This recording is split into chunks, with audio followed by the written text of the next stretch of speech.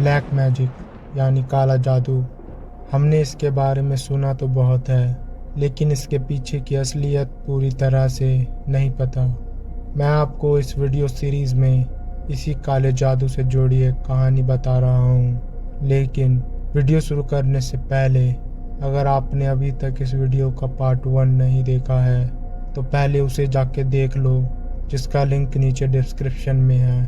तो चलिए कर दीजिए लाइट्स ऑफ और शुरू करते हैं आगे की कहानी।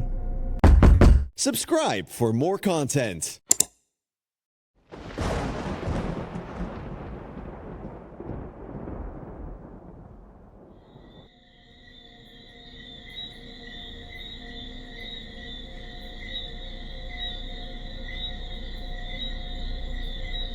मोमबत्ती के बुझने के बाद बेसमेंट के कमरे में अब पूरी तरह से अंधेरा छा गया था।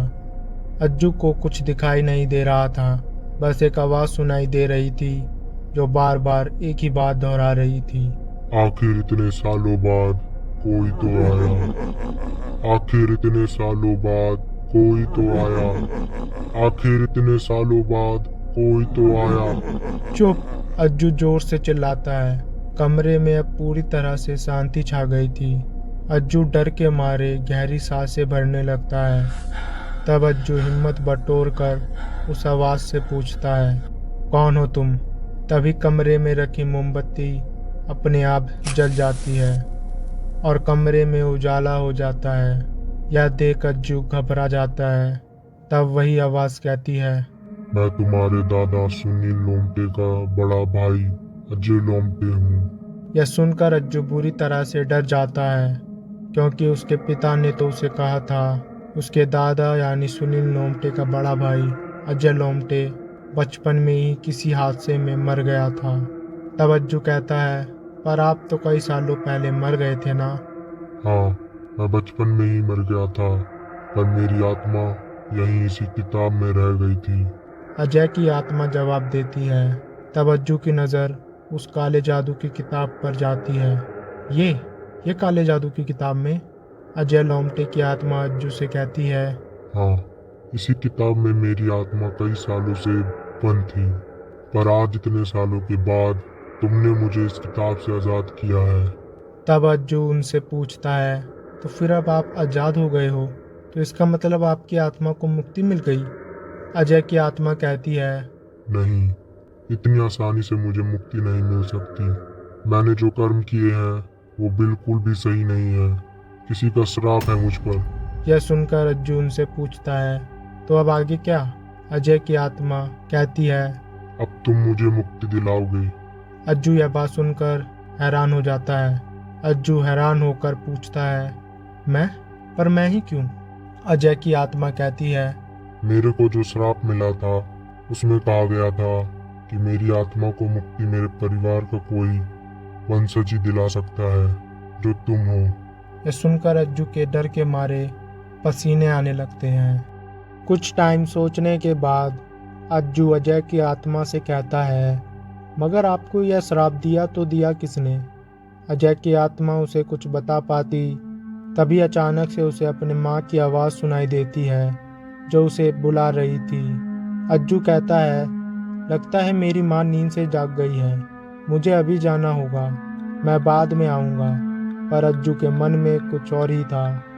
दरअसल अज्जू सोच रहा था कि वो बस जैसे तैसे इस कमरे से बाहर चले जाए, फिर वो इस कमरे में वापस कभी नहीं आएगा।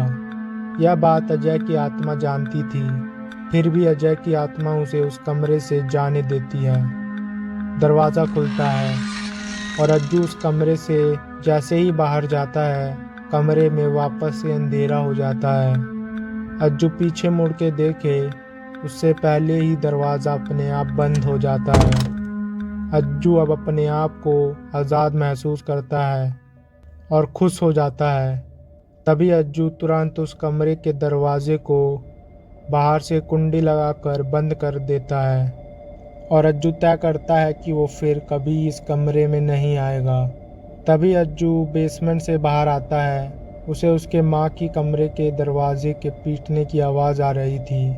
उसे उसके माँ के कमरे से दरवाजे के पीटने की आवाज़ आ रही थी। और उसकी माँ उसे पुकार भी रही थी। तभी अज्जू उसकी माँ के कमरे के दरवाजे को खोल देता है। उसकी माँ उससे कहती है, अज्जू मैं तुम्हें इतनी देर से आवाज़ लगा रही थी, तुमको सुनाई नहीं दे रहा था क्या? तब अज्जू कहता है, वो दरअसल माँ मैं सो रहा था इसलिए सुन नहीं पाया, पर जैसे ही मेरी आँख खुली तो मैंने आपकी आवाज़ सुनी और मैं तुरंत यहाँ आ गया। यह कहने के बाद अज्जू की माँ कहती है, पता नहीं किसने ये कमरा बाहर से बंद कर दिया था, कहीं तुमने तो यह काम नहीं किया ना अज्जू? अज्जू कहता है, नहीं नहीं माँ, मैंने कुछ नहीं किया, मुझे तो लगता है कोई चोर आया होगा, और ये देखो बेसमेंट का दरवाज़ा भी खुला है। यह देखकर उसकी माँ घबरा जाती है और बेसमेंट के अंदर चली जाती है। तब अज्जू भी अपनी माँ के साथ उस बेसमेंट में चले जाता है और अज्जू अपनी माँ को उसी कमरे का ताला दिखाता है जो उसने तोड़ा था और अपनी माँ से कहता है, यह देखो माँ, इस कमरे का ताला तो टूटा हुआ है। मुझे तो लगता है जब चोर इस कमरे में आया होगा तो उसने ही यह ताला तोड़ा होगा। अज्जू की माँ वो ताला देखकर हैरान रह जाती है और उस दरवाजे को खोलने के लिए आगे बढ़ती है, पर तभी अज्जू अपनी माँ को रोक लेता है और कहता है, अरे माँ, मुझे तो लगता है चोर इस कमरे में गया ही नहीं होगा, क्योंकि इस दरवाजे की तो कुंडी बाहर से लगी हुई है, और वैसे भी आप मुझे आवाज़ लगा रहे थे तो चोर ज़रूर आपकी आवाज़ सुनकर भाग गया होगा। अज्जू की माँ उसकी बात मान लेती है और तुरंत ऊपर जाके एक नया ताला लेकर आती है और उस दरवाजे पे लगा देती है। यह देख अज्जू और भी खुश हो जाता है और सोचता है कि अब उस अजय की आत्मा इस कमरे से बाहर नहीं आ सकती। अब वो उस आत्मा से पूरी तरह से आज़ाद हो गया है। अज्जू और उसकी माँ तब बेसमेंट से बाहर आ जाते हैं और अपने अपने कमरे में चले जाते हैं। कुछ दिन तक सब ठीक चल रहा था। अब अज्जू ने उस कमरे के बारे में सोचना बंद कर दिया था।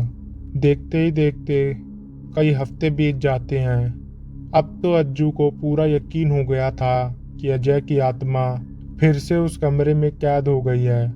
यह सोचकर अज्जू आराम से रात को सो जाता है, पर तभी उसके कमरे का बल्ब अजीब तरीके से ऑन ऑफ होने लगता है और अज्जू के कमरे की खिड़की अपने आप खुलने और बंद होने लगती है और तेज तेज हवा चलने लगती है। तभी अज्जू की आंखें खुलती हैं और वो अपने कमरे में हो रही ये सब अजीबोगरीब चीज़ें देखकर एकदम घबरा सा जाता है कि अचानक से उसके कमरे में यह सब कैसे हो रहा है। इससे पहले अज्जू कुछ कर पाता, उसके कमरे में लगा बल्ब गर्म होकर फूट जाता है और यह देख अज्जू अपने कमरे से बाहर भागने लगता है, पर तभी उसका पैर फिसल जाता है और अज्जू ज़मीन पर गिर जाता है।